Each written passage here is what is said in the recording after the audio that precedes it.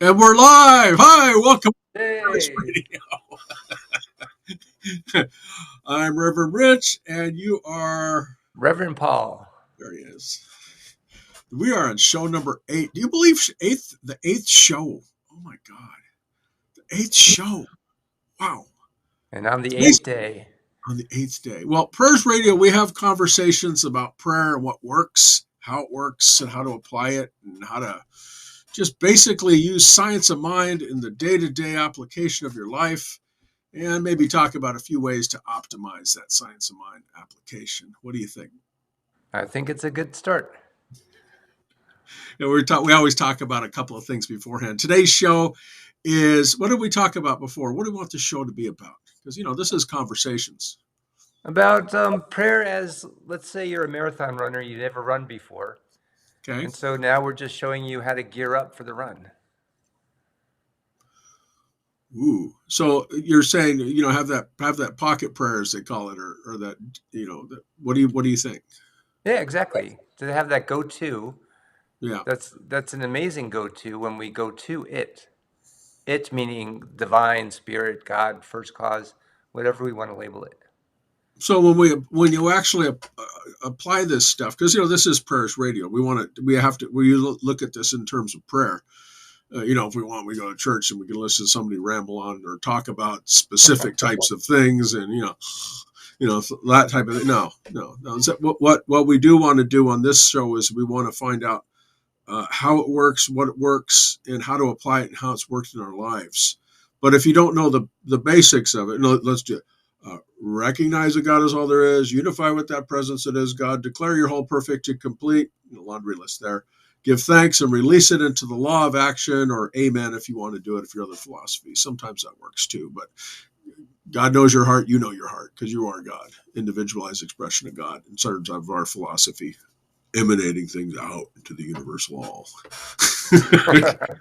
Ooh. But you want to be able to we talked in show 7 and show 6 is that there are different ways to look at prayer, different ways to actually talk about prayer. 5-step, 7-step. Somebody said 9-step one time, and I'm like, ooh, check that out. Which does, we don't really know about that one, but that's, let's make up our own stuff. But as an individualized expression of God going out, how that prayer is going to work with you and how it's going to manifest, because you put into the law of action what you want. That feeling, as we talked about before, which is what is it? I'm losing it here. that feeling? Yeah, it's the feeling, but it's a It's the thoughts backed by the feeling. there you go. So you have a thought to declare into prayer, and that has to be backed by the feeling of that oneness with that source that you're putting it into. Mental equivalent. That's it. Man, I should have had my coffee this morning. I tried to do no coffee today.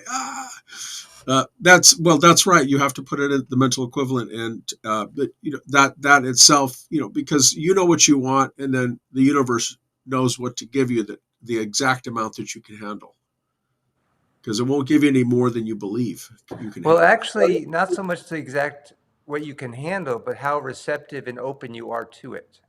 Oh, that's a better way of putting it. The other one sounds like a stress test. Because we're allowing it, we're letting it flow through us. We're not trying, we're not pushing. We're just getting ourselves, our little selves, our human self out of the way so that spiritual self of who we really are can come through. Hmm. I think you talked about the big G and the little G before. I mean, Holmes doesn't talk about that, but you brought it up, I think, and many other authors have brought it up. Of course, it's all in the universal mind when you start talking about other authors. But we always want to have some place that we can go and reference the stuff and look up things. And there are a lot of good authors out there that have put a lot of information and compiled it from everywhere else.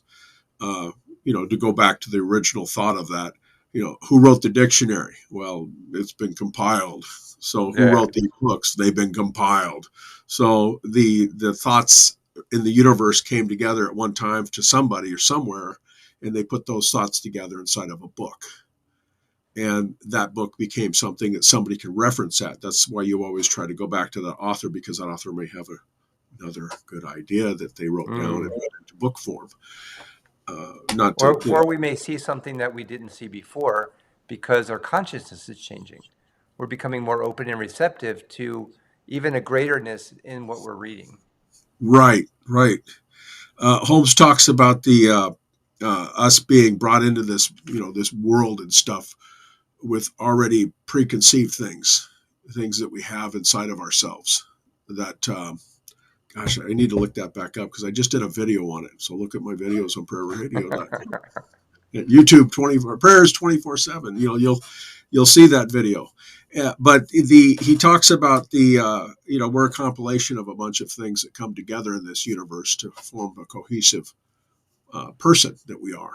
I might be saying this a little wrong. That's why I read the book and I put it on Prayers Radio on YouTube so that I make sure I have the sayings 100%. Because when you're quoting something or when you're using something, you want to use that one reference. That goes back to the book thing we just talked about. That it gives people a reference of mind to put things together, and to have what we had talked about before the show was there's a challenge these days where people have challenges in terms of having critical thinking. Oh, I'm the zombie watching the TV, this type of thing.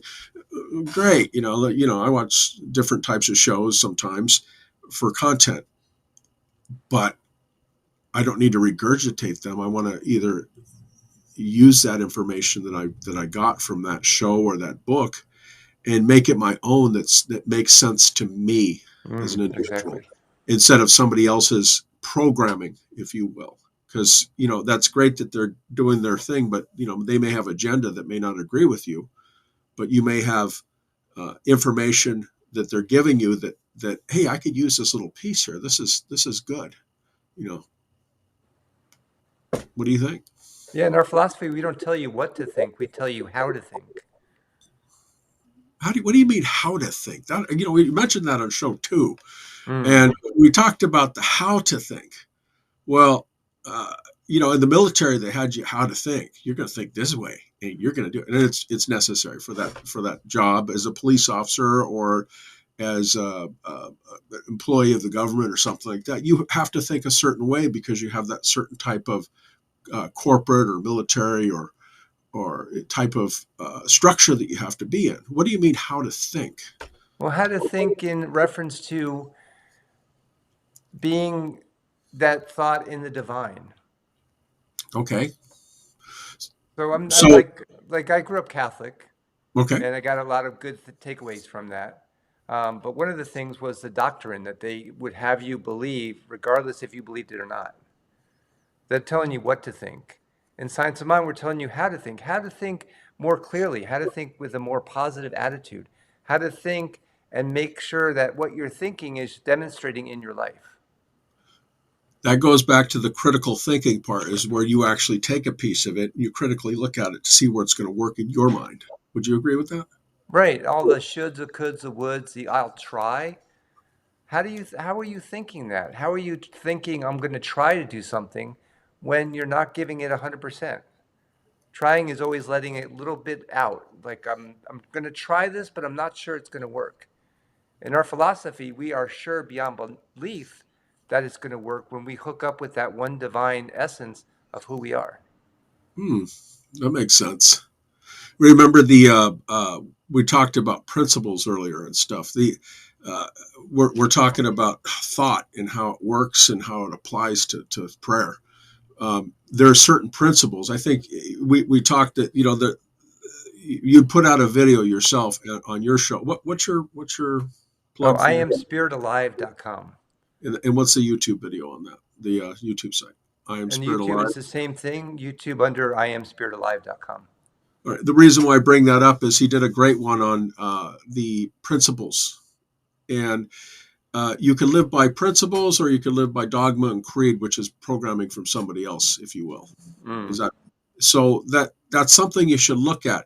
Uh, our philosophy comes from a place of peace, but that peace is interpreted by the individual. You ask an MMA fighter and stuff what peace is. Well, it depends. Is he in the ring or is he out of the ring? Might be the most loving person in the world, but he's in the ring. He's the titan.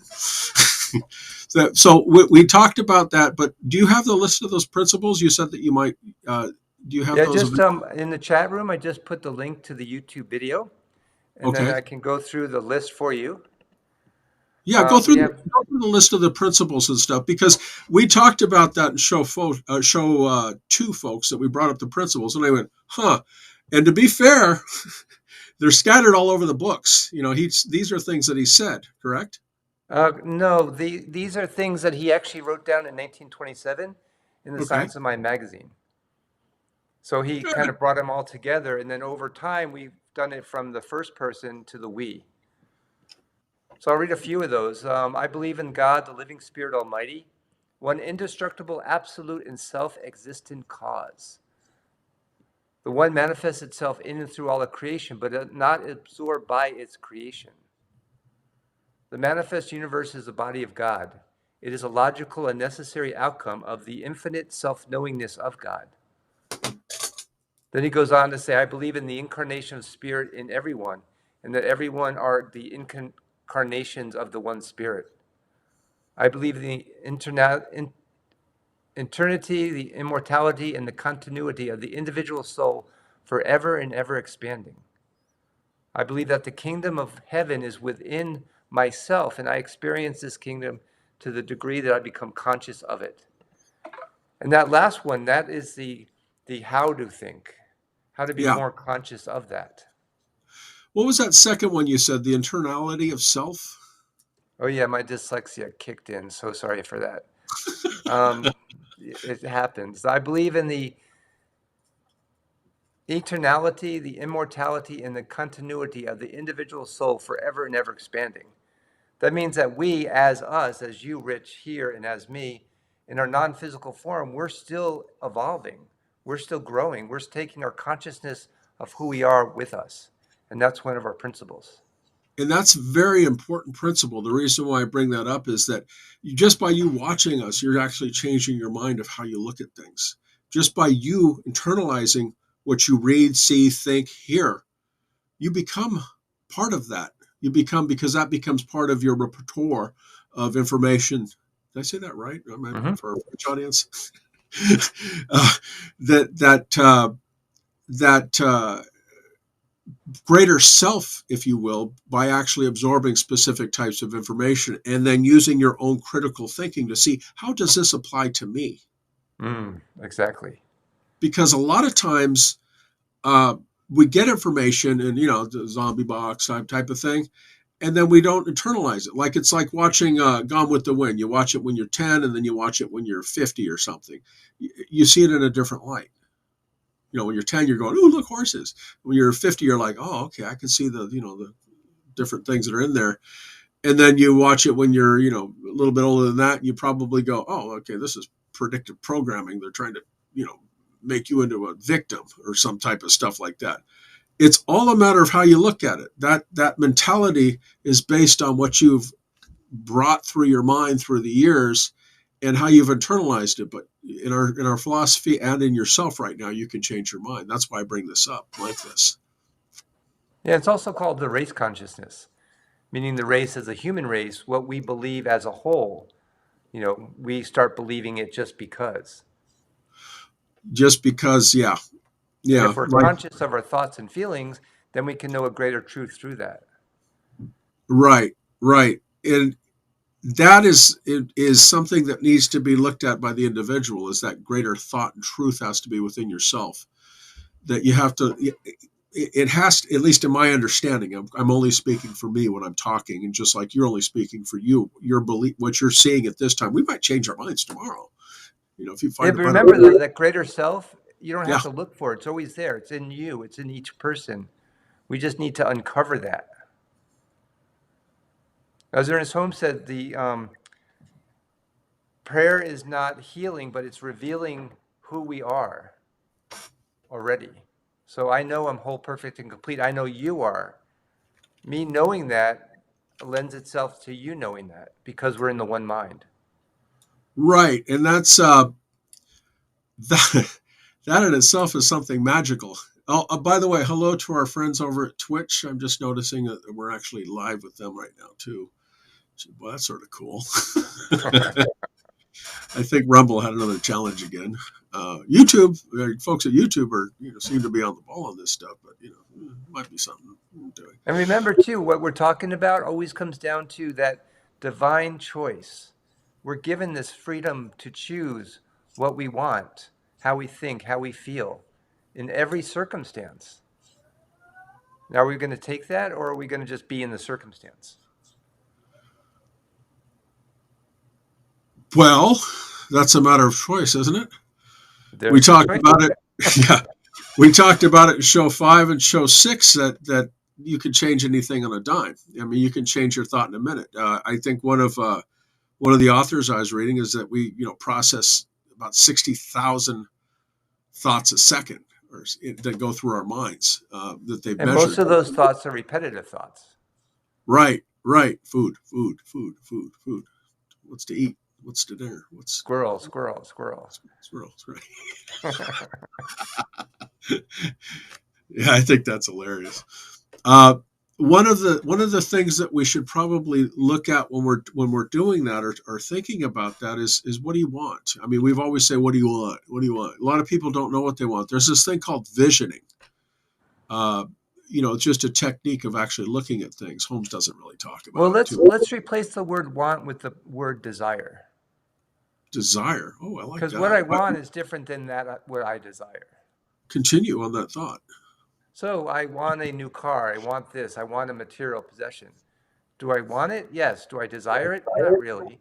What do I desire? I desire to be healthy, to organs working good, my body good, to feel good. I desire that. I But want you, that as well, but I'm desiring it. It's an innate desire, a feeling that goes beyond the want for me. wow. So we're almost at the end of the show. Now that I think about it, we got about 4 minutes, 3 minutes, 2 minutes. What was this show about? It's about you and I talking science of mind. That's what it is. This is Prayers Radio Conversation. We actually went through a lot of the principles today, just to give it food for thought, because a lot of times, again, the principles that we have are only as good as if we use them. True? True. Yeah. If we don't apply the thoughts into prayer, and we don't accept the thoughts, knowing that this or something better, then you won't. It doesn't really manifest the way it should, but it will manifest something. Because even if you put a prayer on there, I remember uh, doing a prayer when I was younger and stuff, and just hoping and begging God, and it just didn't work. It didn't work for me. I got something out of it. I got the relief of stress going, if you go out to somewhere and scream, you let a lot of stress out. But the premise of it is that it didn't come back. It didn't bear fruit for me. It didn't give me what I was asking for, what I wanted, because I didn't accept this or something better in my world. Right. And in our philosophy, we ask people to look at thoughts as seeds. What are we planting? What thoughts are manifesting because we put the time and energy into that thought? Whether it's a thought we don't want or do want, we're in control of that. That's deep. Yeah. So if I'm in my garden and I want love and joy and peace, and I'm seeing fear and lack come up, I need to pull those weeds out. So I pull those weeds out mentally. I know no lack. I know no fear. I know faith. I know abundance. I know prosperity. And those are the things that will now grow in my garden. Yeah, that's that symbol up above you right there. That's the symbol that we use in Science of Mind for as a teaching symbol, planting the seeds, watching them grow, and then becoming something. If you plant radishes, don't expect oranges, because they're not going to be Exactly. oranges. That's it. What your site is? I am Spirit Alive. .com, correct. And we're both Prayers Radio, because we're doing this show together because it's a conversation, and that's what the conversation needs to be had. What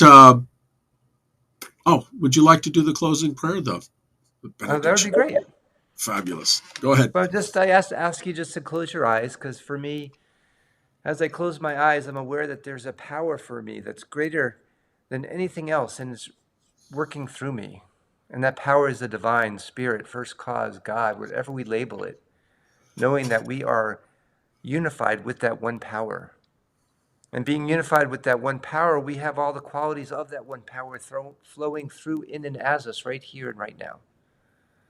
So I give great thanks for this show. Great thanks for Rich coming through, creating this amazing environment so we can talk about science of mind.